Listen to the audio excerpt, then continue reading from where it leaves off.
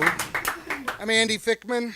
So I was doing a series successfully in LA of one man and one woman shows all over town, and was actually having a nice time with it. I got a call from an agent, and the agent said that there was a very famous porn star who thought her story was good enough to be turned into a one-woman show, and asked if I was familiar. I certainly wasn't.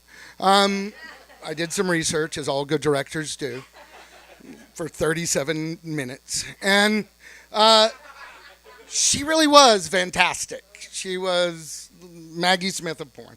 And he said, you know, you really have to hear her story. Why don't you just go have a meal with her? And if you connect, great. If you don't, no big deal. So we decided to meet at the Cheesecake Factory in Beverly Hills, middle of the day. She and I go, and she is stunning, and she truly was, at the time, one of the superstars of porn. And she had come off a very successful or lengthy relationship with a very successful actor at that time in mainstream, so she was in the news a lot as well. She had also gone to jail for cocaine possession, which also got her in the news as well. And so there we are at lunch, and I'm thinking this is going to be like interesting. It's kind of an audition to figure out what her story would be.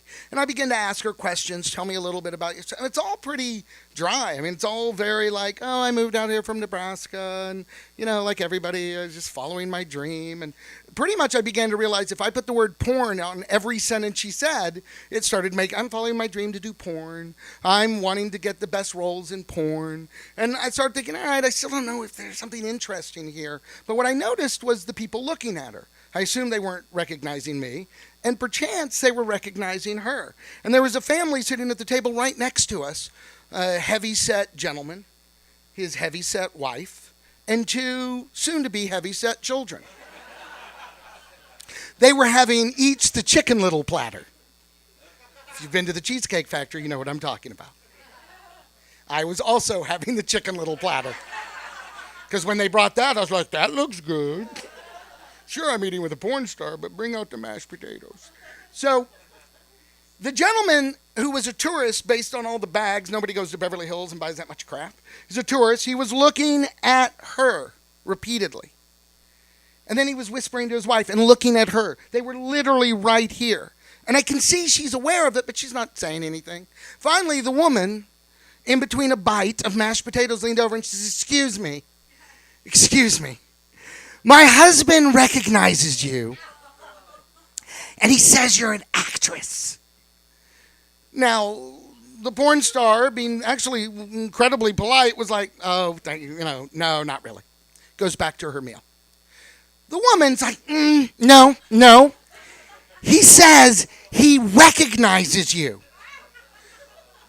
Give me your credits. What have you done? And let's be clear, all actors and directors and writers and producers love telling strangers our credits until we say something that they go, oh, yeah, I know that one.